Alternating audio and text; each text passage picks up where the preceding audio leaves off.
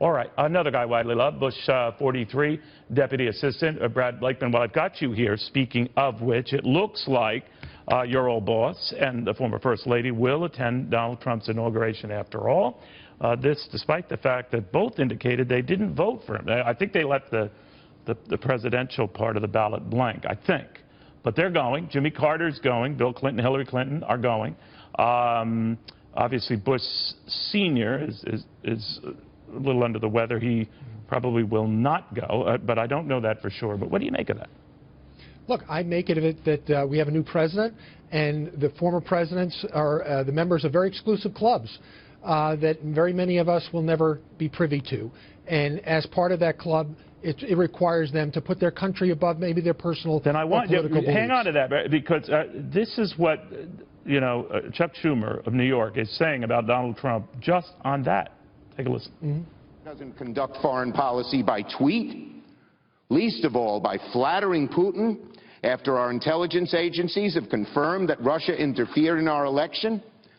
Conducting foreign policy by tweet while spurning vital intelligence briefings that lay out the real emerging threats around the world, that should alarm Democrats and Republicans alike.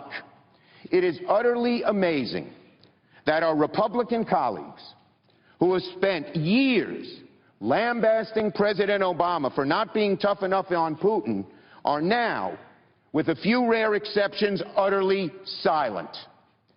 On this and so many other issues, the President-elect must be held accountable on both sides of the aisle. On January 20th, we won't be in reality TV, we'll be in reality. We Democrats will make sure government works for every American in reality, not just on TV and on Twitter. So, to those who wonder what the Democratic minority will do in the 115th Congress, the answer is simple. We'll fight for our principles, we'll fight for our values, and we shall fulfill our solemn constitutional duty to hold the other branches of Congress, of government, accountable. To the extent that the President-elect and the Republican majority pursue policies that help America and are consistent with our values, we stand ready and willing to work with them. But if they propose policies that will hurt Americans, deny health care, cut their benefits, unleash irresponsible Wall Street risk-taking at the expense of consumers, their efforts will crash and break apart like waves upon the rock of the Senate minority. That is our challenge. That is our charge, and we rise. All right. So, Brad Blakeman, I'm sorry for that disruption there, but it illustrates the point. The honeymoon won't last very long, and obviously this is the same Senator Schumer of whom Donald Trump seemed to intimate he has tighter relations and thinks more of than he does even Speaker Paul Ryan. That might have just changed just now. What do you think? Well, it might have, but this is rhetoric. And by the way, Chuck Schumer maybe have felt obligated to do that.